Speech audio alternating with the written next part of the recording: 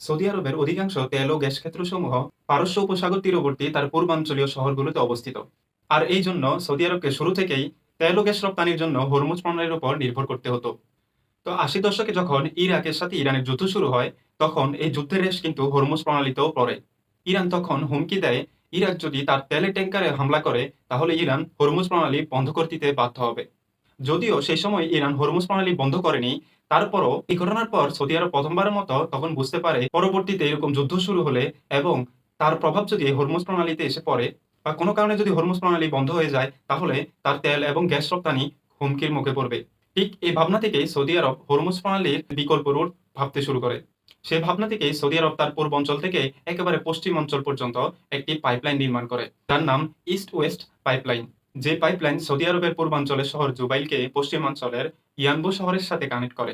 আর এই পাইপলাইনের মাধ্যমে তার পূর্বাঞ্চলে তেল গ্যাস সমূহ পশ্চিমে স্থানান্তর করবে এবং পারস্য উপসাগর ও হরমুজ প্রণালীকে পাশ কাটিয়ে লোহিত সাগর দিয়ে বিশ্বের সাথে তেল ও গ্যাস রপ্তানি করতে পারবে।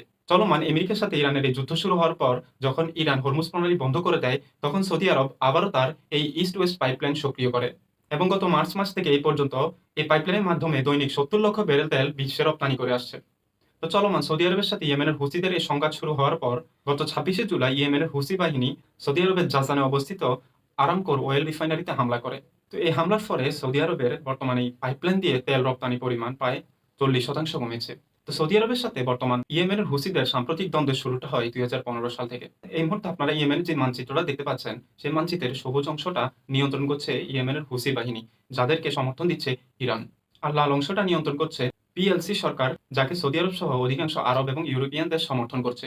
২০১৫ সাল থেকে সৌদি আরব এই পিএলসি সরকার সমর্থনে হুতিদের বিরুদ্ধে একটি জোট গঠন করে, যে জোটে অধিকাংশ আরব এবং ইউরোপিয়ান দেশগুলো অংশ নিয়েছিল। তো সেই যুদ্ধ শুরুর এক পর্যায়ে সৌদি জোটের বিমান হামলায় ইয়েমেনে তীব্র মানব সংকট সৃষ্টি হয়। লাখ লাখ মানুষ মৃত্যুবরণ করে, শহর নগর ধ্বংস হয়। বিপরীতে হুসি বাহিনী ইরানের সমর্থন নিয়ে স্বল্প পাল্লার ড্রোন এবং মিসাইল দিয়েই তাদের প্রতিরোধ করে তোলে এবং প্রবল ক্ষয়ক্ষতি সত্ত্বেও খুবই প্রভাবের সাথে এই পর্যন্ত টিকে থাকে। এবং এই ইয়েমেন যুদ্ধকে কেন্দ্র করে সৌদি আরব এবং ইরানের সম্পর্ক স্মরণকালে সবচেয়ে তলানিতে গিয়ে ঠেকে।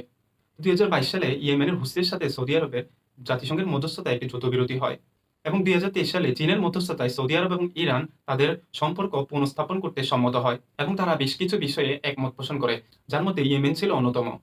এই সম্পর্ক পুনঃস্থাপিত হওয়ার পর সৌদি আরব এবং হুসিরা একে অপরের বিরুদ্ধে হামলা বন্ধ করে, উভয় পক্ষ একে অপরের সাথে সাক্ষাৎ করে, বন্দি বিনিময় করে এবং ২০১৫ সাল থেকে সৌদি আরব ইয়েমেনের উপর আকাশপথ সহ নানানভাবে অবরোধ দিয়ে রেখেছিল, যার কারণে ইয়েমেনের হুসি নিয়ন্ত্রিত এরিয়া থেকে কোনো মানুষ হজে যেতে পারত না। তো এই যুদ্ধবিরতির পর তখন এই অঞ্চলগুলো থেকে সৌদি আরবে আবার হজ যাত্রী পাঠানো শুরু হয়। আর এই যুদ্ধবিরতি ২০২২ থেকে ২৬-এর এই জুলাই মাস পর্যন্ত টিকে থাকে। তো এখন প্রশ্ন হচ্ছে, এই মাসে এসেই আবারও কেন সৌদি আরব হুসিদের সাথে দ্বন্দ্বে জড়িয়ে পড়ল? তো এই দ্বন্দ্বের শুরুটা হয় জুলাই মাসের ৩ তারিখ, যখন ইরানের মাহান এয়ারলাইন্স ইয়েমেনে একটি যাত্রীবাহী বিমান অবতরণ করে। যে বিমানটি ২০০ যাত্রী নিয়ে ইয়েমেনে অবতরণ করেছিল। তো এই বিমানটি ইয়েমেন থেকে আবারও ইরানে ফেরার পথে হুথিদের একটি ডেলিগেশন তাদেরকে ইরানে নিয়ে যাচ্ছিল। যে ডেলিগেশনটি খামেনির জানাজায় অংশগ্রহণ করার জন্য যাচ্ছিল। আর হুথিদের এই প্রতিনিধি দল এভাবে ইরানে যাওয়াকে সৌদি আরব তার দীর্ঘদিনের অবরোধ ভাঙা হিসাবে চিহ্নিত করে এবং সাথে সাথে সৌদি আরব তার যুদ্ধবিমান ইয়েমেনের আকাশে পাঠায়।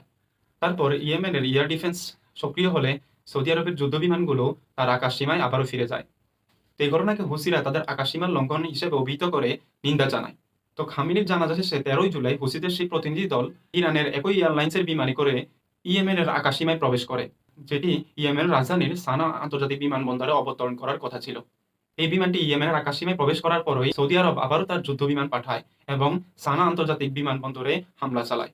তখন সেই বিমানটি সানা থেকে তার বন্দর নগরী হুদেইদার উদ্দেশ্যে যাত্রা শুরু করে এবং হুদেইদা এয়ারপোর্টে গিয়ে অবতরণ করে। তো সানা বিমানবন্দরের এই হামলাকে হুতিরা তীব্র নিন্দা জানায় এবং এর জবাব দেওয়ার প্রতিশ্রুতি ব্যক্ত করে।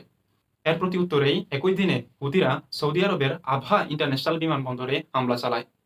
তো দীর্ঘদিন যাবৎ সৌদি আরব যেহেতু ইয়েমেনের উপর অবরোধ দিয়ে রেখেছে, এখন হুসিরা এই অবরোধের জন্য সৌদি আরবের বিরুদ্ধে পাল্টা অবরোধ ঘোষণা করে এবং ২০ জুলাই হুসিরা লোহিত সাগরের গুরুত্বপূর্ণ জলপ্রণালী বাব আল মান্দেব দিয়ে সৌদি আরব এবং তার সংশ্লিষ্ট যে কোনো গ্যাস এবং তেলের জাহাজের উপর অবরোধ আরোপ করে। তারা সেটাকে অবরোধের বদলে অবরোধ হিসাবে অভিহিত করে। تعلن القوات المسلحة اليمنية حظر الملاحة البحرية على العدو السعودي المجرم وفق معادلة الحصار بالحصار. তারপর থেকেই এ পর্যন্ত কয়েকটি সৌদি আরবের তেল ও গ্যাস বহনকারী জাহাজের উপর হুসিরা আক্রমণ করে এর জবাবে সৌদি আরব 25 জুলাই হুসি নিয়ন্ত্রিত গুরুত্বপূর্ণ হুদেইদা বন্দরে আক্রমণ করে। এই হামলার জবাবে হুসিরা 27 এবং 28 জুলাই সৌদির পূর্বাঞ্চলীয় শহর জাসান এবং পশ্চিমাঞ্চলীয় ইয়ানবু শহরে বড়সড় হামলা চালায়, যে হামলায় ডজনখানিক ড্রোন এবং মিসাইল ব্যবহার করে। যে হামলার 2 দিন 3 দিন পরও স্যাটেলাইট ফুটেজে সেই হামলার স্থানগুলো থেকে ধোঁয়া উঠতে দেখা যায়। খুবই গুরুত্বপূর্ণ হচ্ছে সৌদি আরব এই হামলার জন্য ইয়েমেনের হুসিদের দায়ী না করে ইরাকের ইরানপন্থী আরেকটি সশস্ত্র গ্রুপ পিএমএফ বা পপুলার মোবিলাইজেশন ফোর্সকে দায়ী করে, যে ফোর্সটি ইরানের সুপ্রিম লিডারের নিকট আনুগত্যের শপথ করেছে এবং তাদের কমান্ডে অপারেশন পরিচালনা করে। তো সৌদি আরব এই পিএমএফ কে দায়ী করার পর পিএমএফ পাল্টা বিবৃতিতে এই হামলায় তাদের সংশ্লিষ্টতা প্রত্যাখ্যান করে। তো পিএমএফ প্রত্যাখ্যান করলেও আজকে যখন আমি এই ভিডিও করছি 29 এবং 30 তারিখ সৌদি আরব আমেরিকার সাথে মিলে ইরাকের এই পপুলার মোবিলাইজেশন ফোর্সের বিভিন্ন হেডকোয়ার্টারে বড়সড় এয়ার স্ট্রাইক করেছে, যার ফলশ্রুতিতে ইরাকে এ পর্যন্ত প্রায় 40-এর অধিক মানুষ মৃত্যুবরণ করেছে। এবং সবচেয়ে গুরুত্বপূর্ণ বিষয় হচ্ছে এই হামলায় ইরানের বিপ্লবী গার্ডের 4 জন সদস্য এ পর্যন্ত মারা গেছে। এখন এই ঘটনার পর স্বাভাবিকভাবে এই প্রশ্ন উঠতে শুরু করেছে, এই যুদ্ধে সৌদি আরব আমেরিকার পক্ষ হয়ে ইরানের বিরুদ্ধে যোগ দিল কিনা।